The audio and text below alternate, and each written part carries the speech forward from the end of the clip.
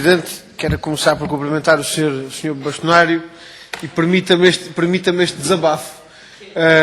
A sugestão que o Sr. Bastonário aponta dos prémios de produtividade em grupos parlamentares com a dimensão do grupo parlamentar do PCP é uma solução que nos agrada muito, porque de facto o trabalho a que somos sujeitos, desde que o prémio de produtividade não esteja dependente do resultado, porque infelizmente o resultado no governo Senhor deputado, meu querido colega, ser deputado não é uma profissão. Pois, exatamente. Não é uma profissão, é uma causa, é um sacerdócio, é um munus. E, portanto, o senhor está aqui por gosto e com sacrifícios pessoais. Muitos de vós estão aqui com sacrifícios pessoais. E, portanto, é uma causa acima do interesse profissional. Exatamente. E é muito bem lembrado, é muito bem feita essa lembrança, Sr. Bastonário. E queria dizer-lhe que também, que infelizmente, eu julgo que há aqui vários alertas que aqui nos deixa que são de sublinhar e de registar. E acho que os alertas que deixou em relação à forma como as leis são produzidas é um alerta com uma grande relevância e, sobretudo, quando estamos numa audição relativa à proposta de lei que alteram o Código de Processo Civil, sendo certo que não faz um novo Código de Processo Civil, a verdade é que introduz alterações, algumas delas muito profundas no processo civil que temos atualmente em vigor. Esse alerta é de sobremaneira de registar e de sublinhar. Eu julgo ainda assim, Sr. Bastonário, que há questões concretas, há problemas concretos com que se confronta a Justiça hoje que merecem uma reflexão bem mais profunda do que aquela que temos hoje aqui a oportunidade de fazer. Aliás, eu não sei se o Sr. Bastonário tem oportunidade ou não, mas permita-me o atrevimento de o aconselhar a ir à página do Parlamento e a visionar um vídeo que está disponível na página do Parlamento, no arquivo do canal Parlamento, de uma conferência que ocorreu aqui em dezembro passado, no âmbito das comemorações do Tribunal de Porta Aberta, que contou com uma comunicação feita por um professor de Direito brasileiro, de seu nome José Eduardo Faria, que nos trouxe uma reflexão interessantíssima sobre aquilo que é o ajustamento ou a desadequação do funcionamento da Justiça perante aquilo que são os ritmos impostos pelo desenvolvimento económico e de como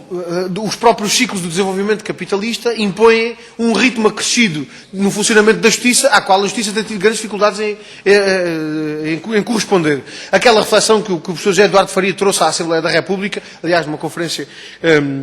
que foi presidida até pelo Sr. Presidente da Comissão,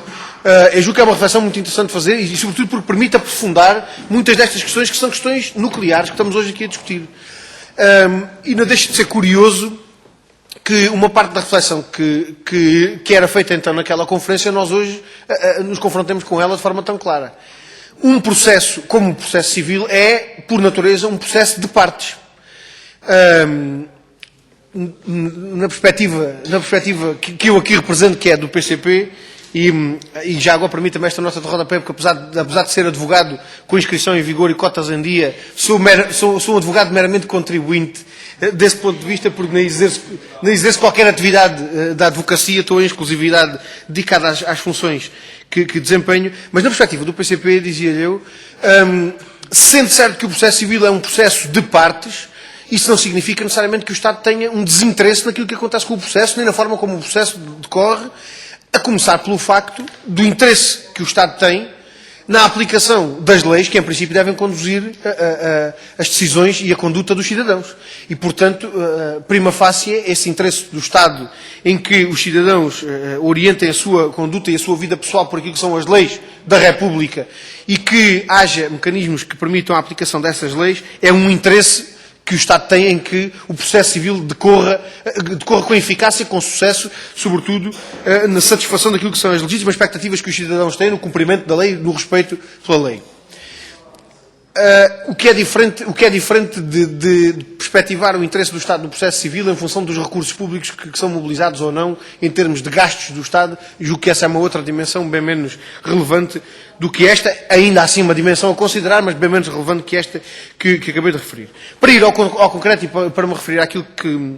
que é o objeto concreto da nossa audição, que é esta proposta de lei do Governo de alteração ao Código de Processo Civil, gostava de colocar-lhe um conjunto de questões. E a primeira tem a ver com um aspecto que já aqui foi referido noutras intervenções. Aliás, o Sr. Deputado Pita Ameixa, na sua intervenção, fez aqui, de certa forma, uma síntese daquilo que têm sido as questões colocadas por vários grupos parlamentares ao longo destas audições. E há uma matéria que tem que ver com... que revela-se, de facto, como uma matéria essencial desta proposta de lei do Governo e que tem que ver com a inversão do contencioso. Pelas preocupações que levanta, não só naquilo que pode ser, em concreto, a disponibilização de condições para uma justiça justa, para uma justiça que, em nome da celeridade, não ponha em causa princípios estruturantes do processo civil e, sobretudo, a segurança e a certeza que deve presidir ao desenvolvimento do processo, mas, sobretudo, procurando também fazer aqui um outro juízo, que é um juízo de adequação deste mecanismo da inversão do contencioso em relação àquilo que são as providências cautelares. E temos, de facto, confrontado com esta questão, temos vindo a confrontar com esta questão as várias entidades que têm sido ouvidas e gostava de colocar esta questão ao Sr. Bastonário de uma forma o mais crua possível, que é de saber se os requisitos e os pressupostos do processo, como ele está hoje previsto para as providências cautelares e como está previsto na própria proposta de lei, se adequa com um objetivo de composição definitiva de um litígio. Ou seja, as providências cautelares destinam-se a evitar lesões iminentes, e portanto que têm que ser evitadas de forma urgente, na base da probabilidade de existência de um direito, cuja confirmação não se decreta naquele processo, mas está dependente de uma ação principal, nos termos do Código de Processo Civil que temos hoje em vigor, e, portanto, bastante-se com elementos que são elementos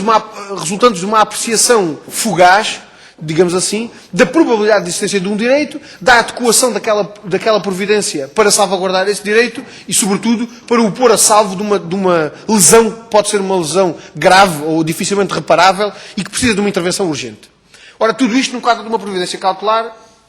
que, com este mecanismo da inversão do contencioso previsto no artigo 369, de repente pode transformar-se numa composição definitiva do litígio. E ainda hoje de manhã, na audição do Conselho Superior da Magistratura, era dito que, sempre se poderá procurar encontrar aqui forma de assegurar as condições para que, permitindo-se essa composição definitiva do litígio, as partes possam ter ao seu dispor os devidos mecanismos de defesa e, sobretudo, de exercício do contraditório que essa composição definitiva do litígio impõe. E perguntamos nós, então, mas aí conseguimos preservar o caráter urgente e célere das providências cautelares? Ou isso é incompatível com esse caráter urgente e célere das providências cautelares? Ou seja, aquilo que se procura ganhar com a celeridade, decidindo antes a ação principal que acaba por não ser interposta ou cuja interposição acaba por ser efetuada noutros termos, compensa aquilo que se perde com a decisão célere da providência cautelar? Isto é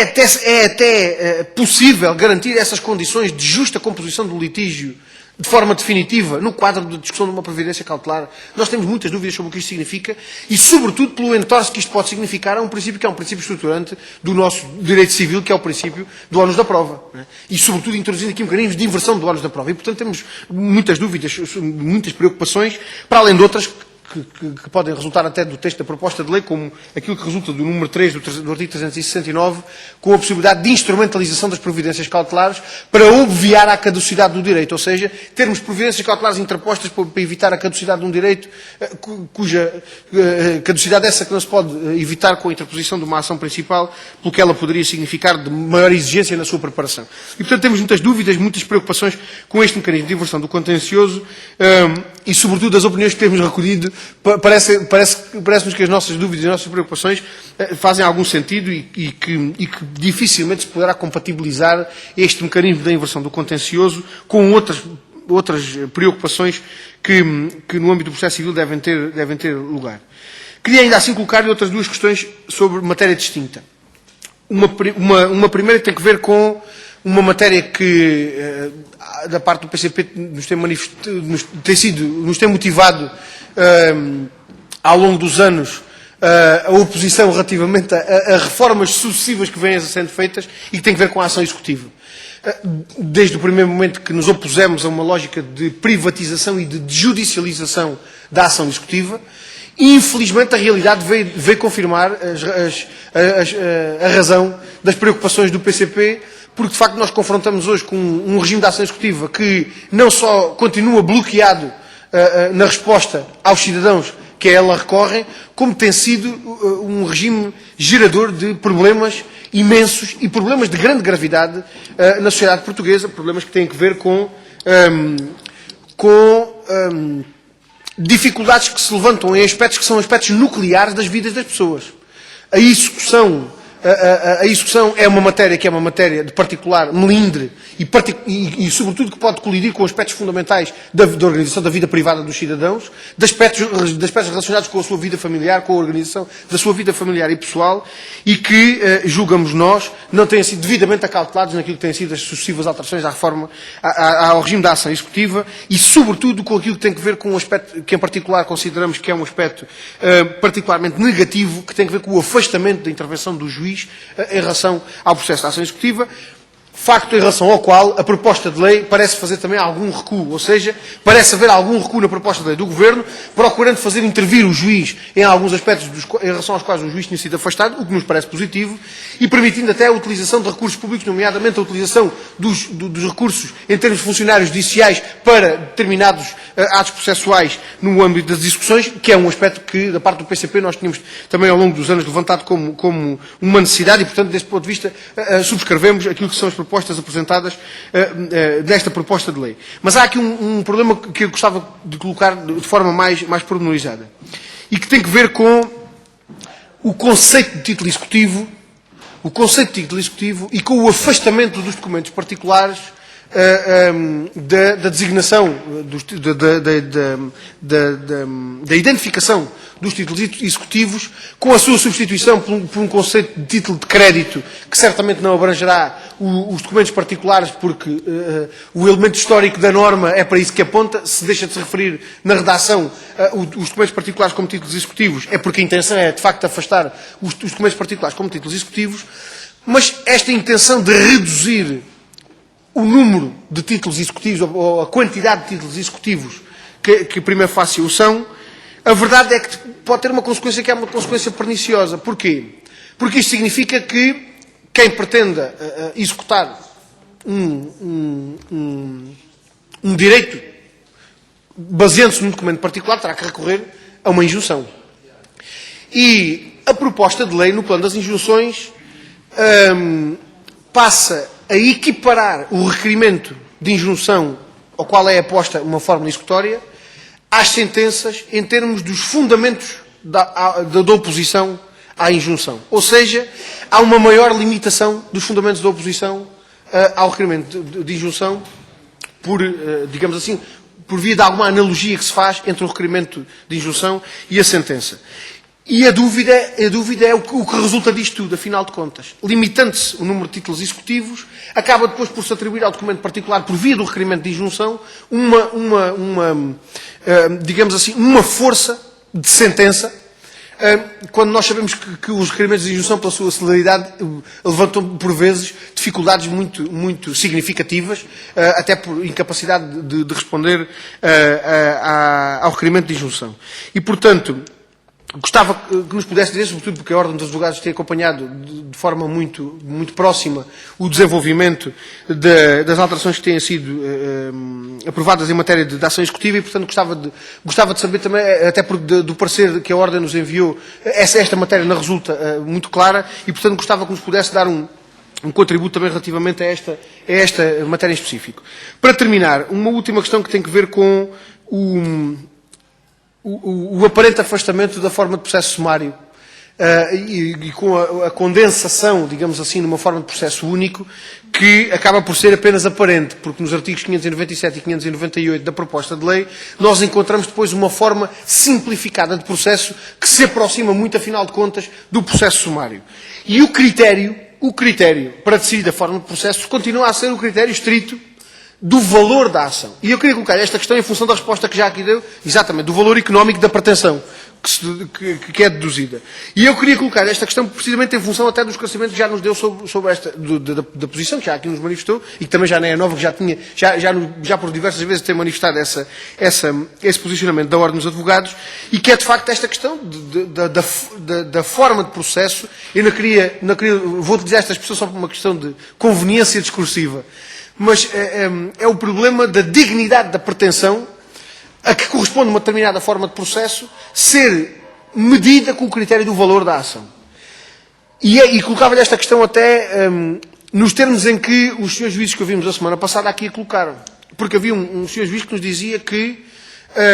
o critério do valor não é de facto aquilo que é preponderante. Porque uma ação de muitos milhares de euros, cuja comprovação do direito se basta com a prova documental que é facilmente carreada para os autos, pode ter uma simplicidade tal que a forma de processo sumário podia ser suficiente para julgar. Ao contrário, uma situação de menor valor económico, como seja a situação de um acidente de viação, em que a pretensão que é reclamada até possa ter um valor diminuto, pela complexidade que implica na produção de prova, pode não se adequar a uma forma de processo sumário. E, portanto, a questão que queria colocar-lhe é a de saber se, para além de já saber que o critério do valor económico da ação, do ponto de vista da Ordem dos Advogados, não é o critério de facto mais relevante, mas era sobretudo a perspectiva de perceber se, em relação a esta questão em concreto, se a Ordem dos Advogados nos pode avançar alguma sugestão em relação à solução desta questão, que não só por via do valor económico. Nós admitimos que o valor da pretensão possa ser um critério a ponderar, entre outros. E a questão que queria colocar-lhe é saber se a Ordem dos Advogados nos pode adiantar alguma proposta que possamos considerar em termos de outros critérios a considerar para a forma de processo a seguir e da forma como essa decisão deve ou não ser tomada pelo juiz, ouvidas as partes, não ouvidas as partes, sujeitando-se a recurso ou não a essa decisão.